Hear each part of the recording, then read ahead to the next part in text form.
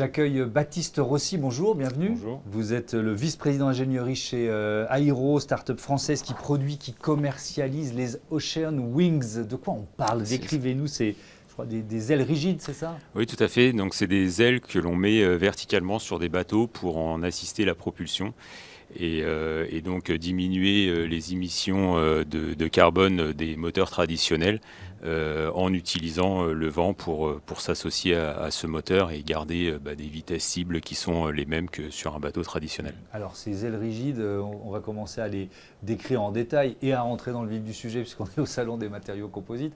De quoi sont-elles faites?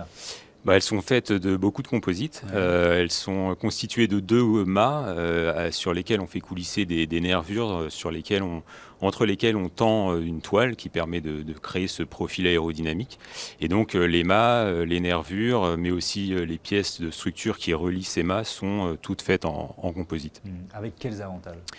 Eh bien, l'avantage qu'on a des matériaux qui sont robustes, qui sont légers, qui résistent bien à la fatigue et on sait qu'en mer, on rencontre des conditions qui sont particulièrement rudes. On a des ailes qui peuvent soutenir 100 nœuds de vent avec des mers très formées et grâce au composite, on peut faire ça avec un produit qui à la fin est relativement léger. Alors donc ça c'était, on imagine l'idée de départ. On va créer des ailes rigides. Déjà il faut être audacieux. Entre cette idée de départ et la réalisation, quels étaient les défis les plus compliqués à relever en termes techniques notamment?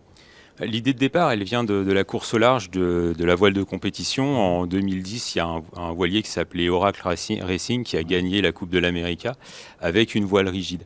Et en fait, notre fondateur, Mark Van Petegem, a eu l'idée à partir de ce bateau-là qu'une voile rigide, ça pouvait amener de la performance, mais aussi le fait qu'elle soit rigide la rendait plus facilement automatisable.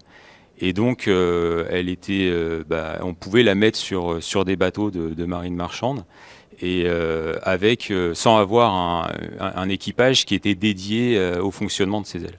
Donc c'est de là que ça vient en 2010. Et puis après, on a fait quelques prototypes, dont un qui a été mis sur Energy Observer, qui est un démonstrateur de tout ce qui peut se faire en matière d'énergie propre pour propulser un navire. Et puis on a équipé un bateau qui s'appelle Canopée, l'année dernière, en août 2023, un bateau qui transporte des pièces de la fusée Ariane entre l'Europe où les pièces sont produites et puis Kourou en Guyane. Et donc ce bateau est équipé de 4 de nos ailes qui font 37 mètres de haut.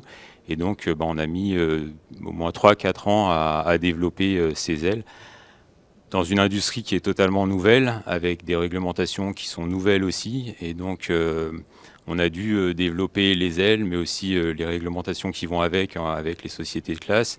Et puis, dans notre cas aussi, une entreprise avec des personnes qui aient les capacités de faire dans les différents métiers dont on a besoin pour fabriquer ces ailes. Alors, vous nous l'avez dit, ça tient jusqu'à 100 nœuds, mais on fait quoi quand on passe les 100, quand on est à 100 nœuds, 120 nœuds, ça peut arriver en mer. C'est rare en mer. Mais notre aile a l'avantage d'être affalable. Donc, on a les mâts en composite restent en l'air. Mais par contre, le fait qu'on a ces ribes dont je parlais tout à l'heure fait qu'on peut affaler la partie qui génère des efforts. Donc lorsque les conditions sont mauvaises ou lorsque l'on rentre au port, on peut affaler. Elle se replie en quelque sorte? Oui, tout à fait, en accordéon, quoi.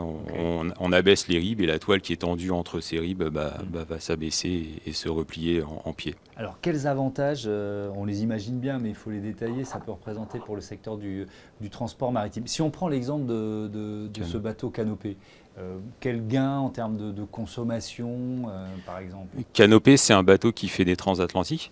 Et les premiers résultats qu'on a, puisque là, Canopée navigue depuis septembre 2023, on estime qu'on arrive à faire des gains en fuel de l'ordre de 35% sur une transatlantique.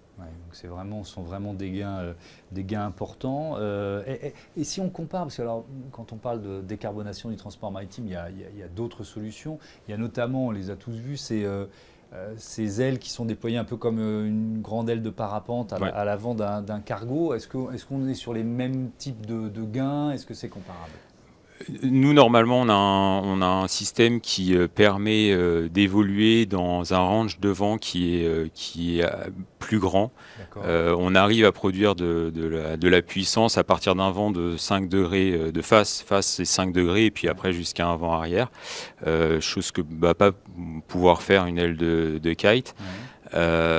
Et on a plus de cas de figure dans lequel votre technologie est utilisable. Tout à fait. En termes de rentabilité, c'est beaucoup plus important. Oui, tout à fait.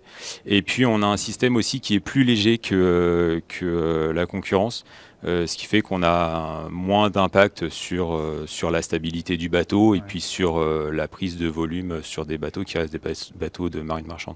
Évidemment. Est-ce que c'est compatible sur tout type de cargo ou de porte-conteneurs en fait? On étudie ces solutions-là. Il y a des petites adaptations à faire, mais relativement, oui, c'est des petites adaptations. On peut adapter à beaucoup de types de bateaux. Oui. Ça veut dire que, pour bien comprendre, c'est pas seulement sur des bateaux neufs que vous êtes amené à déployer ces ailes rigides. Non. On peut aussi bien les monter sur des bateaux neufs dédiés que faire du rétrofit sur des bateaux existants, moyennant un renfort de la structure. Mais c'est tout à fait faisable. Ouais. Ça suppose des travaux importants? Ça suppose des travaux de structure, mais qui, dans l'industrie de la marine, sont largement faisables.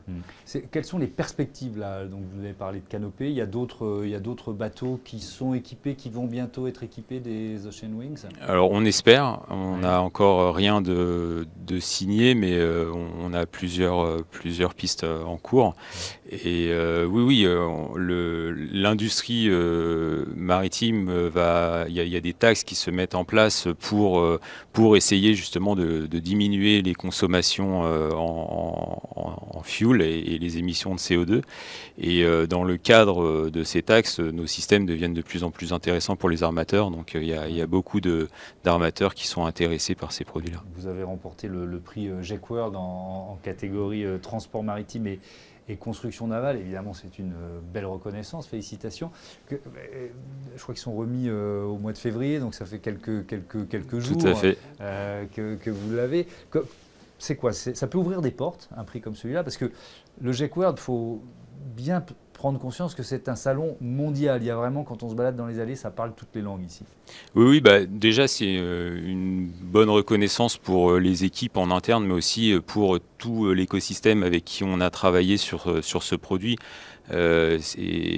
C'est toujours agréable d'avoir cette reconnaissance-là, particulièrement parce que on estime être une entreprise innovante, et avoir ces awards d'innovation, c'est toujours c'est bien et ça permet de prendre un petit peu de recul. Et puis ça permet aussi de faire passer le message qu'on est là, on cherche toujours à évoluer et à trouver des systèmes qui sont plus robustes, moins coûteux. Et donc on est là, et n'hésitez pas à venir nous voir. On est preneur de toute bonne idée pour faire avancer les choses dans le bon sens. Merci beaucoup Baptiste Rossi, bon vent, c'est le cas de le dire, à Aéro, à bientôt sur Bismart. Merci à vous. Voilà, c'est la fin de ce Smart Impact spécial Jake World au Salon mondial des matériaux composites. Je vous dis à très bientôt sur Bismart, la chaîne des audacieuses et des audacieux.